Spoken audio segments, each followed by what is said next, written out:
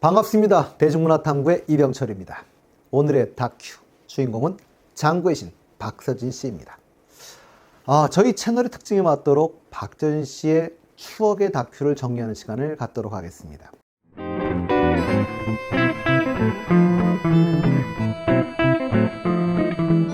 본명은 박효빈 씨고요. 밀양박 씨입니다. 1995년생으로 박지연 씨, 김희재 씨 등 또는 홍지윤 양 이런 분들하고 동갑인데요. 1995년생 돼지띠입니다. 돼지도 황금 돼지띠지요. 그러니까 재물과 관련된 운이 좋은 띠이기도 한데요. 박서진 씨가 내 인생의 세 사람 중에 한 분으로 꼽았던 분이 사천마을 노래자랑 사회자 분이었습니다. 그분이 정확히 기억은 안 난다고 했는데요. 박서진 씨가 4, 5학년 때쯤 마을에 노래자랑을 하던 때였다고 하죠. 중간에 시간을 때워야 하는 시간이 발생하게 되었고요. 그래서 관객 중에 노래하고 싶은 분 올라오라고 했다고 합니다.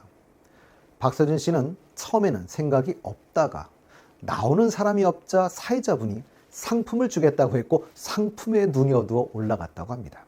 그런데 노래가 끝나니 관객들이 환호해 주었고 그때 기분이 너무 좋았다고 하지요. 그래서 가수가 돼야겠다는 생각을 하게 되었다고 합니다. 물론 제 생각입니다. 아마도 초대 가수분이 있었는데 이분이 늦었던 것은 아닐지 이런 생각이 있습니다. 그렇다면 그날 늦어준 그 가수분에게 고맙고 사회자분 누군지 모르겠지만 감사합니다. 그러면서 동네에서 노래하는 애기로 알려지면서 동네에서 노래도 많이 하게 되었다고 하는데요. 이때 주로 불렀던 노래가 장윤정 씨의 짠짜라였다고 하죠. 그걸 계기로 스타킹에서 연락이 와서 스타킹에 출연하게 되었다고 합니다. 스타킹에는 2008년에 트롯 신동으로 삼천포의 남자 장윤정이라는 타이틀로 출연했습니다. 지금 봐도 애띤 박서진 씨의 모습이 너무 귀엽습니다. 그리고 2008년에는 전국 노래자랑 경남 진주시 편에 출연하기도 했었는데요. 당시에 유행하던 헤어스타일에 화이트 의상으로 너무 귀엽습니다.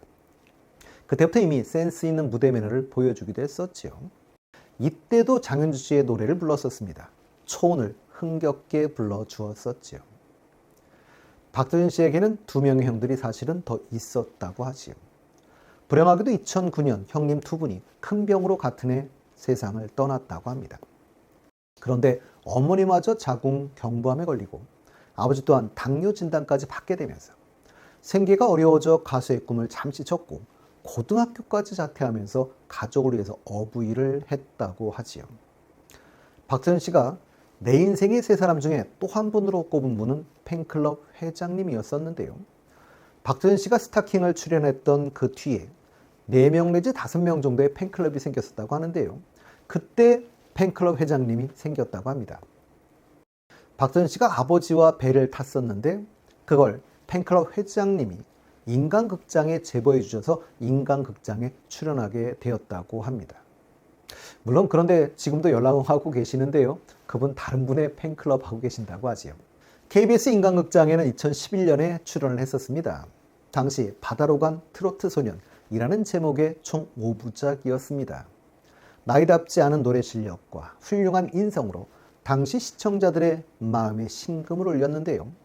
이 방송이 나가고 다른 방송도 나가기 시작하면서 부모님이 꿈을 찾아가라고 해서 배에서 내려 꿈을 찾아가는 계기가 되었다고 합니다. 그리고 2021년에는 다시 스타킹에 또 출연할 기회가 있었지요. 이날은 어머니와 같이 나왔는데요. 이날 패널로 나오신 분이 장윤정 씨였었습니다. 그래서 어머니가 좋아하는 곡이라며 장윤정 씨와 함께 뜨거운 안녕을 불러주었는데요. 장윤정 씨도 사연에 먹먹한 감정을 억누르지 못해 제대로 노래를 하지 못했습니다. 이날 장윤정 씨가 어머니 암 치료비를 지원해주고 싶다라는 이야기를 했었지요. 2018년 MBC 에브리원 비디오스타에 출연한 박서진 씨는 방송에서 장윤정 선배님이 치료비를 기부해 주겠다고 했는데 그날 방송이라서 그러니 라고 생각을 했다고 합니다. 그런데 다음날 프로그램 작가에게서 계좌 번호를 묻는 전화가 걸려왔고 출연료 때문일 줄 알았다고 합니다. 그런데 장윤정 선배님이 큰 돈을 입금해 줬다며 그걸로 어머니가 치료받았다. 그래서 감사한 마음을 그날 전했습니다. 박서연 씨는 방송에서 만났는데 감사하다는 말씀을 못 드렸다며 너무 오랜만에 만나서 말을 제대로 하지 못했다고 이야기를 했고 MC들의 제안으로 장윤정 씨에게 영상 편지를 보내기도 했었죠. 선배님이 도와주셔서 부모님 건강도 회복됐다며 장윤정 선배님처럼 베풀 수 있는 가수가 되고 싶다. 그때 너무 감사했다는 감사의 날 인사를 전했습니다. 미스터트롯2에서도 마스터였던 장윤정 씨. 장윤정 씨는 무명인 후배들에게 했던 선행들이 뒤늦게 알려지는 경우들이 많은데요. 왜 후배들이 그녀를 대모처럼 여기는지를 알 수 있는 것 같습니다. 박서연 씨는 2013년 싱글 앨범 꿈으로 데뷔를 했습니다. 그러나 무명 시절 길거리 공연을 주로 하면서 자신의 꿈을 키워 나가게 되지요. 2017년 아침마당 출연 당시에는 선배 가수 중 한 놈이라고 해야 될까요? 어떤 분이 이렇게 말했다고 그러지요. 너는 못생겼고 집안에 돈도 없으니 가수의 꿈을 포기해라 라고 말한 적도 있었다고 합니다. 그러나 박서진 씨는 아침마당에서 5연승을 합니다. 아침마당에서 5연승을 하는 과정 속에 임영웅 씨를 꺾었던 분이기도 하지요. 이렇게 아침마당에서 임영웅 씨와 인연을 맺어 콘서트도 같이 하고 고속도로 메들리 음반을 함께 내기도 한 그런 사이이기도 합니다. 2018년에는 미러미러라는 곡을 발표하며 인기를 얻어 유명 가수가 됐는데요. 신들릿한 장구 실력에 뛰어난 노래 실력으로 장구의 신이라는 별명도 얻게 되었습니다. 그리고 무명 가수 시절 누구나 꿈꾸던 전국 노래자랑의 초대 가수로 나가게 되죠. 이 미러미러라는 곡은요. 뿐이고 나무꾼 등으로 저에게 잘 알려진 박구윤 씨와 임영웅 씨의 계단 말고 엘리베이터의 편곡자로 잘 알려져 있는 최준원 씨의 공동 작곡곡입니다. 최준원 씨는 한 인터뷰에서 개인적으로 가장 아끼는 곡으로 박서진 씨의 미러미러를 꼽기도 했었습니다. 박서진 씨는 무명의 서름을 딛고 인기가 점점 많아지면서 2018년에는 콘서트를 개최해 매진을 기록하며 대세임을 입증하기도 했고 2020년에는 MBC 나는 트로트 가수다의 조항조, 김용인, 박구윤, 금잔디 씨와 함께 출연해 경연을 하기도 했었습니다. 그리고 불후의 명곡 전설을 노래하다 강진과 진성 편에 출연해 신유, 박구윤, 김호중 씨를 누르고 강진 씨의 막걸리 한 잔을 불러 우승을 하기도 했었지요. 그러면서 트로트 대세임을 증명하며 한 달에 행사만도 무려 60에서 70개 정도를 했다고 밝히기도 했었습니다. 2022년 말 박서연 씨가 미스터트롯2에 참가해 화제가 되기도 했었는데요.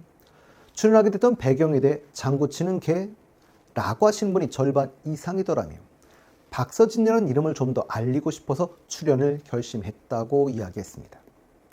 첫 무대부터 장구의 신이 장구를 내려놓고 나훈아 씨의 붉은 입술을 부르며 단숨에 오라트를 받았는데요.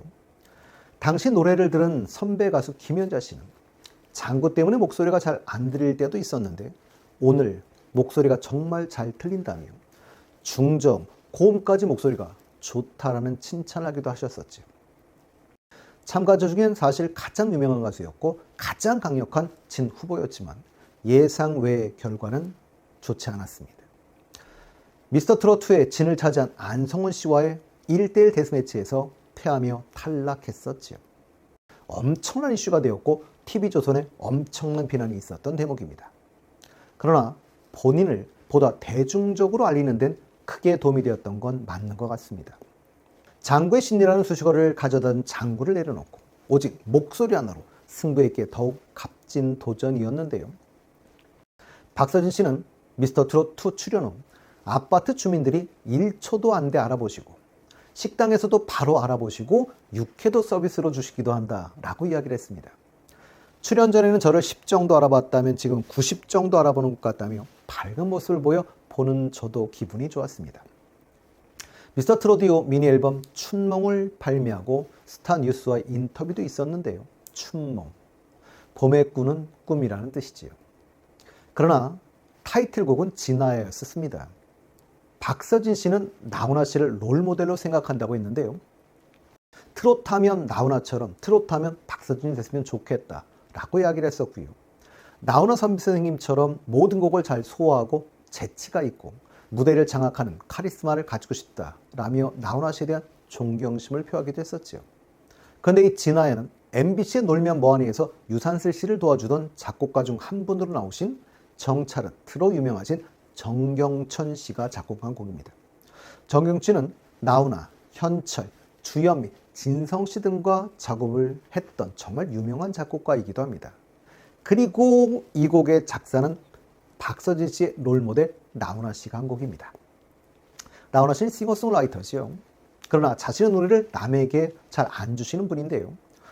기억해본다면 다른 가수에게 준 노래 중에 저희들이 알만한 유명한 곡이 강진 씨의 땡벌, 이자연 씨의 당신의 의미, 심수봉 씨의 여자이니까 등이 있고 최근에는 박서진 씨에게 줬던 진아야가 있는 것이죠.